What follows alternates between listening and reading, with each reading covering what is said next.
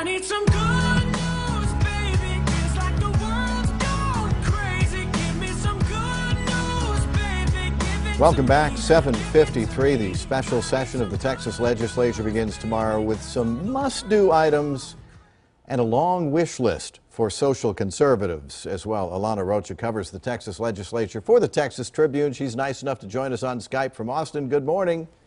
Good morning. So Governor Abbott barely a presence in the regular session, very low-key. But after he announced his re-election bid last week, he is seeking to shore up his conservative credentials by really being a presence in this session. Yes, that is correct. I mean, the 20 issues or 19 beyond the must-pass bill, that being the sunset bill to keep key agencies like the Texas Medical Board running, kind of run the gamut. I mean, we're talking about, red meat issues like the so-called bathroom bill, a couple abortion measures regarding that. You also have local control and a liberal watchdog group. We published a story last week that said, several items on this agenda are land use items, kind of thwarting local control and local permitting processes. And that's because the construction industry has donated, according to this watchdog group, some $34 million to Abbott's campaign. So it remains to be seen how this plays out. But yes, I mean, after being in absence pretty much at the end of the session, throughout the session, he's regained control in the spotlight going into special. Which you can do when you're the governor, because that's one of the very limited things that the governor's power has in Texas is naming the agenda and limiting the agenda for the special session. You can't do that in the regular session. So you've got Governor Greg Abbott, you've got arch-conservative Lieutenant Governor Dan Patrick, who controls the agenda in the state Senate, and more moderate House Speaker Joe Straus, who really doesn't seem to be in a mood to go for some of these social issues. Not at all. And that dichotomy, or that triangle, if you will, between those three leaders will continue and perhaps be intensified, you could argue, being that it is a 30-day session versus the 140 days of the regular session. And three of them have sparred, if you will, in the media and different quotes that they've given. I believe Speaker Straus said in the San Antonio Express News just a few days ago that he doesn't need to be an extremist to govern.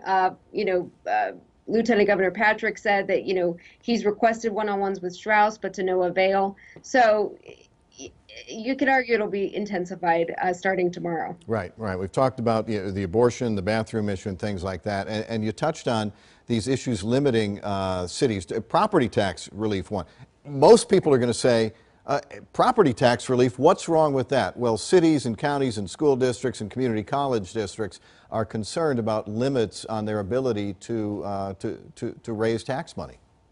Especially when they say, that the state hands down unfunded mandates. So who else is going to pay for them but then local property taxpayers? And so, yes, that's kind of top of the list when it comes to local control issues. And, the House has said if we address school finance, you look at your property tax bill, the largest chunk of that is always funding local schools. And the House is arguing that if we fund schools to an adequate level, that's the best property tax relief that the state can offer. So we'll see how it plays out. Of course, you also have school choice, a measure in there to give special needs students the option to go use a private school voucher to go elsewhere for their education. And that was the sticking point at the end of the session as well. Right. And speaking of school finance, yet again, after years and court battles, and this has been going on for decades in the state of Texas, the Robin Hood bill, nobody seems to like the Robin Hood measure. All they're going to do is study the issue. They're going to appoint somebody to study the issue of school finance. They're not going to fix school finance in this special session. They attempted to at the end of, like I said, the regular session with Chairman Dan Huberty in the House proposing a robust measure that would simplify a lot of the formulas and how the state appropriates the money to different school districts. The Senate tacked on that school choice measure.